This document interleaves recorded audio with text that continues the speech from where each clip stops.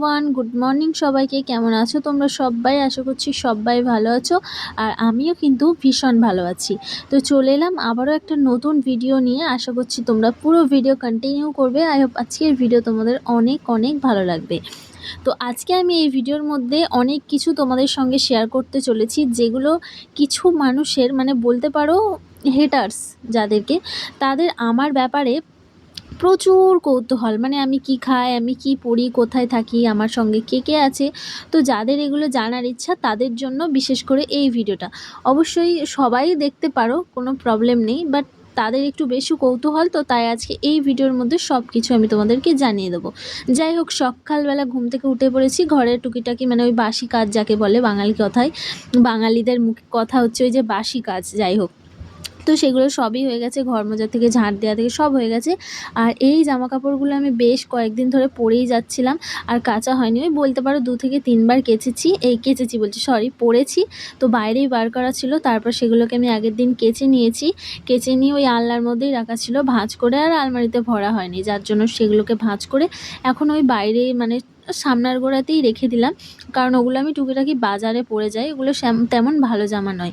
যাই হোক, এখন আমি এই যে হাইড্রোলিকটাকে তুলবো, কারণ ওই বাইরে একটা আমার স্কুল ব্যাগ আর ওই একটা এক্সট্রা বালিশ বার করা আছে। তো আমার ঘরের মধ্যে জাম হয়ে থাকলে না, ছড়িয়ে ছিটিয়ে একদম ভালো লাগে না, যার জন্য ওই হাইড্রোলিকের নিচে মানে বক্স খাটের ভেতরে আমি কিন্তু সেগুলোকে ভরে দেবো। তো দেখো, কোনোভাবেই আমি হাইড্রোলিকটা তুলতে পারছি না, কারণ এত ভারী। আর আমি একা কখনোই তুলতে পারি না, একজনকে ডাকি, কিন্তু আজকে বাড়িতে তেমন কেউ নেই, বেটা ছেলে বলতে গেলে, আর কাউকে ডাকিও নি। দেখলাম আমি পেরে গেলাম, যাই হোক তুলে নিয়েছি। জানো তো, এই হাইড্রোলিক তুলতে গিয়ে আমি 2 বার আঙুলে চাপা খেয়ে গেছি, যার জন্য ভীষণ আমার আঙুলে ব্যথা হয়েছিল। দুবার আমার হাতে কিন্তু ভীষণ লেগেছিল। যাই হোক, এখানে দেখো আমি ওই স্কুল ব্যাগটা আর বাইরে একটা এক্সট্রা বালিশ বার করা ছিল, সেটাকে এখন ভরে দিয়ে বিছানাটা সুন্দরভাবে গুছিয়ে নিলাম। কারণ ওই বালিশটা আর ব্যাগটা তো আমার কোনো দরকারই ছিল না, ওগুলো বাইরে এক্সট্রা পড়েছিল, তো এদিক ওদিক হচ্ছিলো, যার জন্য ওগুলো ভরে দিলাম। কারণ আমি যতটুকুনি ব্যবহার করি সেগুলোই হাতের কাছে রাখি, যেগুলো ব্যবহার করি না সেগুলোকে নর্মালি আমি বক্সের ভেতর ঢুকে দিই। কারণ কি হবে ঘরের মধ্যে জাম করে ছড়িয়ে রেখে, যার জন্য আমি ওখানে ভরে দিই। তো এখন ঘরের কাজবাজগুলো সেরে আমি চলে এসেছি রান্না করতে। আর আজকে আমি রান্না করছি চিকেন, কারণ অনেক দিন মাছ মাংস মানে খেতে খেতে না একটা মাছ মাংসর প্রতি মানে কেমন বলতে পারো ঘৃণা চলে এসেছিলো, যার জন্য আমার কদিন ধরে ভালোই লাগছিলো না। আর আজকে কিন্তু বেশ 1 সপ্তাহ পর চিকেন এনেছি। এবার বলি, চিকেনটা কিন্তু আমি খাবো না, আমাদের জন্য স্পেশাল করে মাটন রান্না হচ্ছে। আর এইটা খাবে আমার কাকিমা শাশুড়ির ছেলে, যে আর কি খাসির মাংস খায় না, যার জন্য আমাকে বললো চিকেন তো তুমি রান্না করে দাও, তাই আমি করছি। আর তোমরা কারা কারা আমার চিকেন রান্নার রেসিপি দেখতে চাও অবশ্যই কিন্তু কমেন্টে জানিও, আমি তোমাদেরকে শেয়ার করে দেবো। আর এদিকে তো আমার আলু ভাজতে এসে পুরো অবস্থা খারাপ, কারণ রান্না করতে করতে এখন অনেকটাই মানে অভ্যাস হয়ে গেছে, অতটা হাত টাত পড়ে না। কিন্তু প্রথম যখন রান্না করতাম, তোমরা বিশ্বাস করবে না, আমার প্রচুর গা হাত পা পুড়েছে, যার কিন্তু দাগও আছে। এখন অনেকটাই ঠিক হয়ে গেছে, প্রথম বুঝতাম না কত কী দিতে হবে না হবে, আলু দিলে তেল ছিটকাবে বা কিছু, এখন সবই জেনে গেছি মোটামুটি। যাই হোক, দেখো এখানে আমি আলুটাকে ওই হলুদ নুন দিয়ে আর কি ভাজছি। তো এবার চলো তোমাদেরকে কিছু প্রশ্নের উত্তর দিয়ে দিই, যারা খুব জানার ইচ্ছা আমার ব্যাপারে, মানে প্রচুর কৌতূহল, যেমন আমার বাড়িতে কে কে থাকে।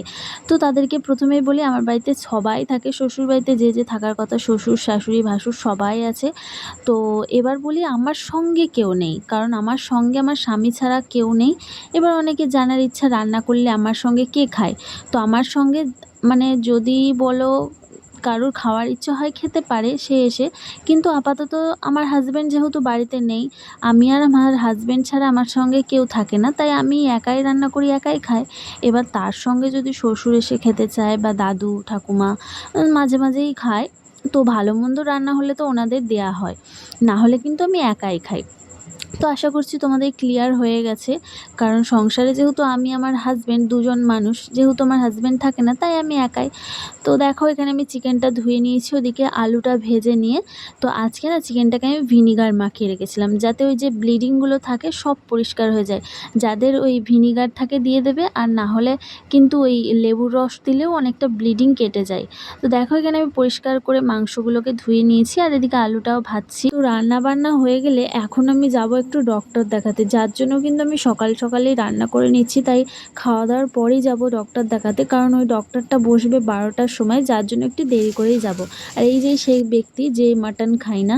তো তারপর দেখো খাওয়া দাওয়ার পর আমি এখন কিন্তু রেডি হয়ে নিয়েছি ডক্টর দেখাতে যাব বলে। ওই যে তোমাদের বলেছিলাম না আমার কয়েকদিন ধরে চোখের সমস্যা দেখা দিচ্ছে, যেমন মাথায় যন্ত্রণা, মানে চোখ কোনোভাবেই তাকিয়ে থাকতে পারছি না কোনো দিকে, আর খুব ব্যথা যন্ত্রণা হচ্ছিলো, যার জন্য আমি ভাবলাম হয়তো নর্মাল ব্যাপার, কিন্তু না, এটা হয়তো মোবাইল ঘাঁটার জন্য হচ্ছে, যার জন্য ভাবলাম চলো ডাক্তারটা দেখিয়েই আসি। কারণ আমি সহজে ডক্টর দেখাতে চাই না, আমার ওষুধ খেতে একটুও ভালো লাগে না। তো ব্যাপারটাকে কদিন ধরে ইগনোরই করছিলাম, তারপর ভাবলাম যে না, যেতেই হবে, হাজব্যান্ডও বকাবকি করছে, যার জন্য চলে এসেছি ডক্টর দেখাতে।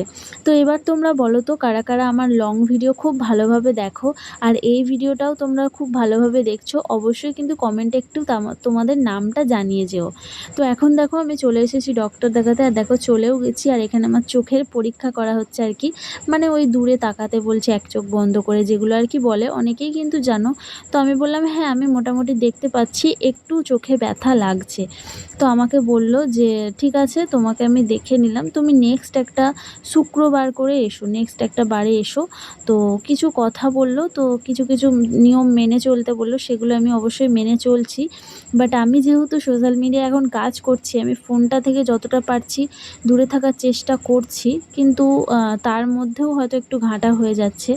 তো যাই হোক, এখন ডাক্তার যেগুলো বলেছে সেগুলো মানবো, আর আরেকদিন হয়তো যাব দেখাতে। তো আজকের ভিডিওটা আমি এখানেই শেষ করলাম, ভালো লাগলে একটা লাইক কমেন্ট শেয়ার করে দিও। তো আজকের মতো বাই বাই।